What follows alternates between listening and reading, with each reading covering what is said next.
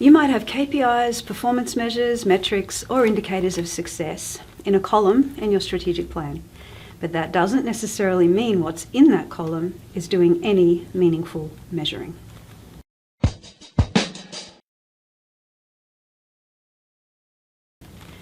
Gail is a VP in a multinational financial institution, and she sent me this message with this photo. I thought you'd get a kick out of this panel from a quart of milk we bought in Moab.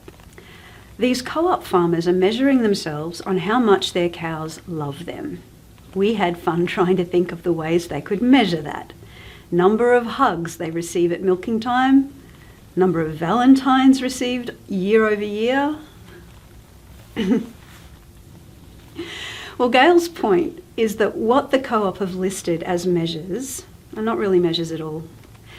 It makes no sense to say that a measure of success is cows loving their farmers. Now sure, cows loving their farmers is a beautiful performance result. But to measure it requires quantitative evidence that can be routinely gathered over time.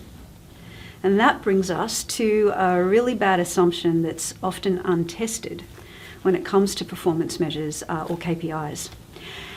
And the assumption is that we all share the same understanding of what a measure truly is. It's a bad assumption when you see the inappropriate things that people claim as measures. Things like winning an award, completing a project or reaching a project milestone, a vague phrase like engagement index, data sources like a customer survey or a database, results or qualitatively written goals like maximize productivity. Now I stumbled upon one of Mokokoma Mokhonoana's aphorisms, which sums it up quite perfectly. Reading, seeing and hearing happen way more often than understanding. Too many people in too many organisations and businesses still don't understand what real measures are, even though they claim to have and use them. So-called measures, like those I just mentioned, are not real measures because they're not quantitative.